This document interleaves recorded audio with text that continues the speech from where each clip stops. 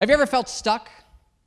That there's more for you to achieve in life, more to your ever unfolding story, but you're just not sure how to get there? Then you've come to the right place.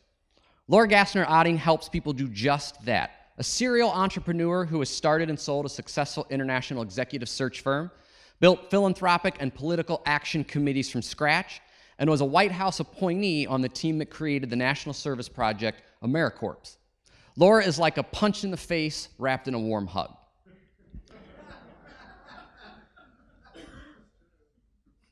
Yes, it is. Somebody knows her.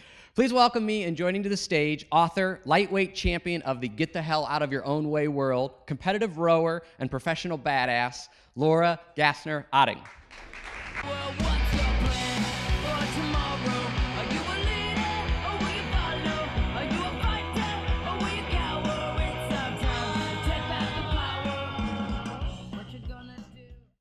Have you ever found yourself talking to somebody and watching them, looking you dead in the eye and thinking, they're about to screw me? What's your plan? Are you a follower? Are you a leader? Let me tell you a story about a young woman I once knew who found herself in precisely this situation. She was an intern. He was the boss. She had landed her dream internship. Now, yes, she was wearing her mother's hand-me-down suits, but it was her dream. And she was there, working hard, eyes open, heart open, ears open, just waiting for that moment to get her chance, to get her shot. And along comes the CEO, and he says, "Hey, I've seen you. You work really hard. I've got a question, a project. I'm wondering if you might be able to help me out." You see, it occurs to me that one of our competitors put out a product that from the very first day was a smashing success, while another one of our competitors put out one that before it even hit the market was a soul-crushing, company-killing failure. Do you think you could help me figure out why? Yeah, right? Like, this was her moment. This was her shot. This was the opportunity. And so she scurries back to her cubicle, puts all of her stuff, gets ready to do this, and the project disappears. And it disappears in the form of the COO, the number 2. Now, the COO was 6'2", of charm and charisma, class and club membership all poured into a sharkskin suit. And he comes over to her and he says, with his overly muscular arm, a little overly muscular on her shoulders, and says, "Listen, between you and I, the CEO, he's a very busy man. He's not going to have time to read that report, so why don't we do this? You go do the work, write the report, and then give it to me. I'll write a cover memo. I'll summarize it, and I'll give it to him. Good? Okay. Thank you."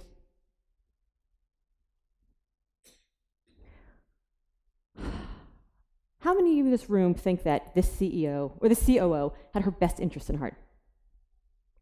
And how many of you in this room think that this COO was in no way going to steal her work?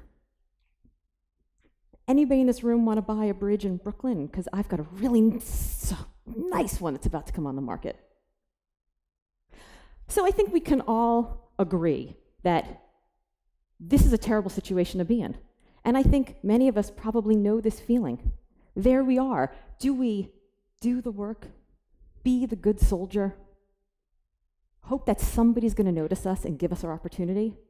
Or do we step out and be bold and take that chance and hope to God that there is a great giant something that's going to save us, a parachute in that backpack?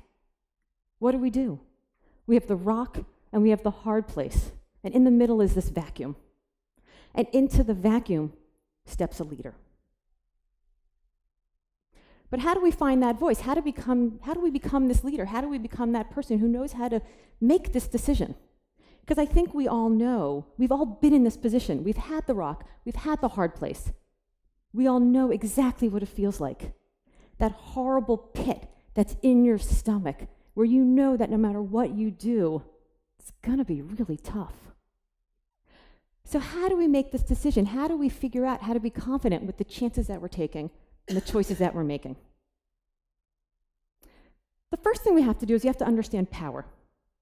So I think it's pretty clear in this situation that there is a gross imbalance of power. And here's the part where you get to play along. What gave the COO power? His title, his size, his gender. She gave it to him. And did she have any power? I don't know. Maybe, possibly. Did she know she had any power? Probably not. So in this situation, what should she have done? What would you have done? Well, I happen to know exactly what she did because, as many of you probably guessed, insert speech gimmick here, I was that intern. And I said yes. It's okay. You can be disappointed in me. I'm still disappointed in me from back then. And did I know at that moment that I had power? Absolutely not, but this was the first time that it dawned on me that it was a choice that I was making. So I did the project, but was all lost? Was my story over? No. Because it turns out that into every great story walks Yoda.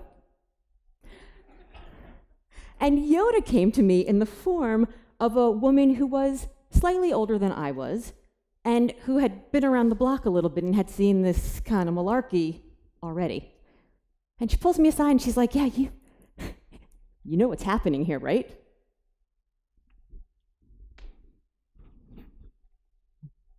Yes, maybe. It's not working out in my favor, but I don't quite know why, right? I'm the intern, he's the COO. He's got me dead to rights. I can't not comply, I have to do the work. And she said, well, yeah, but only because you let him back you into a corner by being so nice. So I'm gonna give you the same advice she gave me. Stop being so nice. Yeah, you heard me. Stop being so nice. Nice is, well, it's nice. But it's incomplete. I want you to think about a time when you were at work.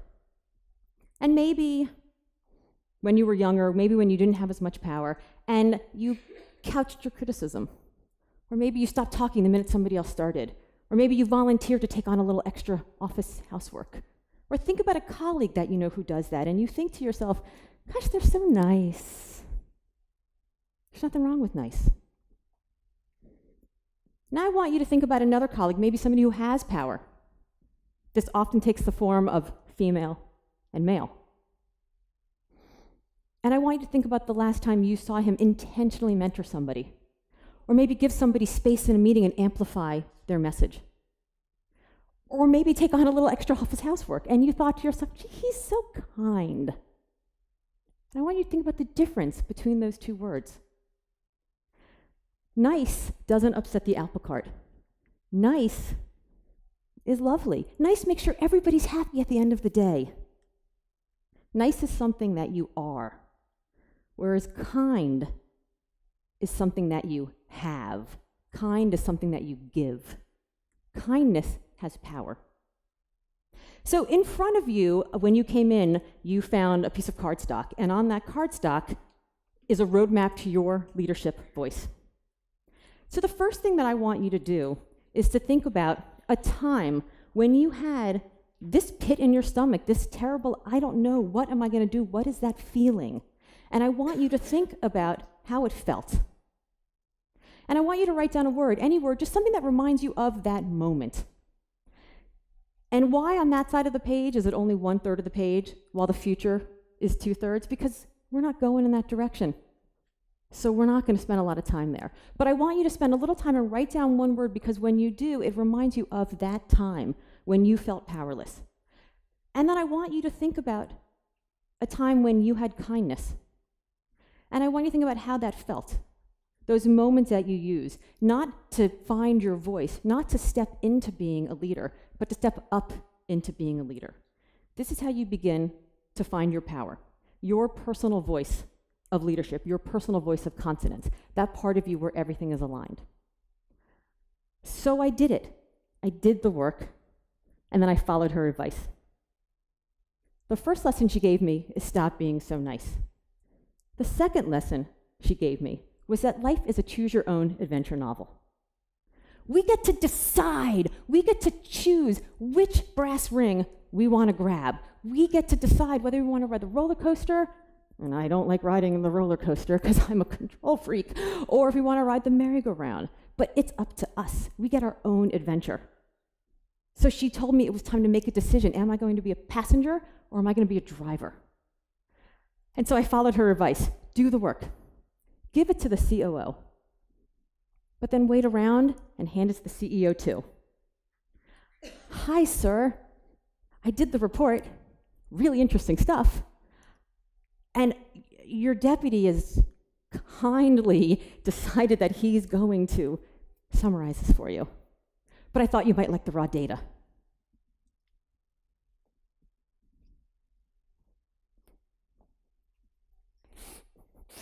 And then I went home in my mother's suit, and I shook with anxiety all night, and I cried into the ramen soup. That was all that I could afford on my salary of $0, not knowing if I was going to walk in the next day and be fired from the job that I didn't even yet have. But I made that decision.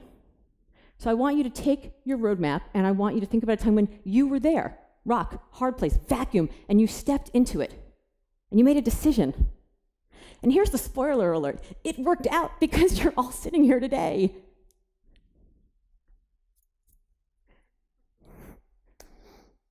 You survived it. And success may have looked different than what you thought success would be when you first put in your mind what would happen, but it was still success. And you still grew, and you still thrived. So here you are. You understand where your power begins to come from. Then you have to think about how you spend your time and what kind of action are you using. We spend a lot of time being super, super, super, super busy. But what are we accomplishing? So the third question that I learned was, how are you going to spend your time? What are you going to do? What is the goal? The goal wasn't do the work, be the good soldier. The goal was get the job, start the career, create the trajectory that I wanted to have for the life that I wanted to lead. So I want you to think about your impact, what you want to do in this world. We all get one chance here. What's your impact going to be? And I want you to write that down. Write down your biggest, boldest, most Machiavellian ambition. Now, ambition's getting a little bit of a bad rap. We think it's a dirty word.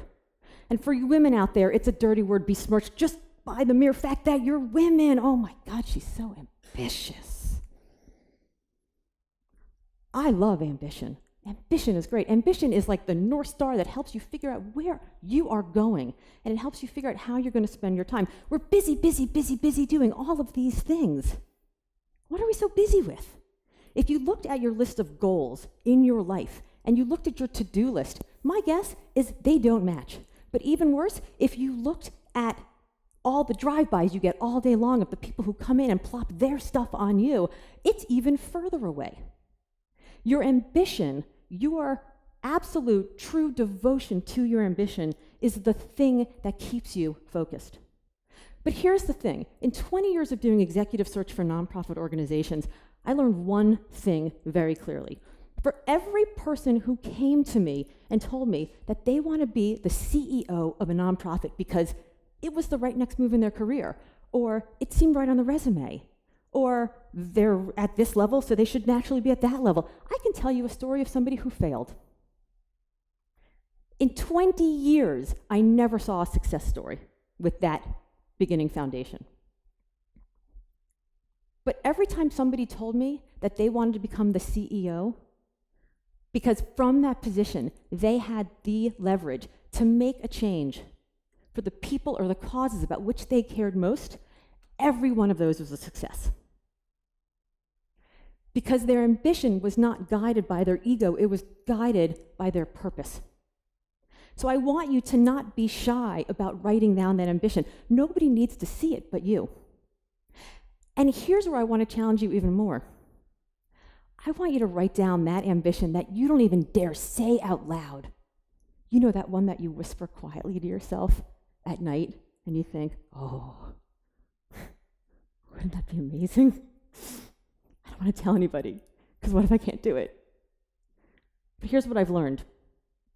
We don't do hard things because we believe we can. All conventional wisdom says, if you believe it, you can be it.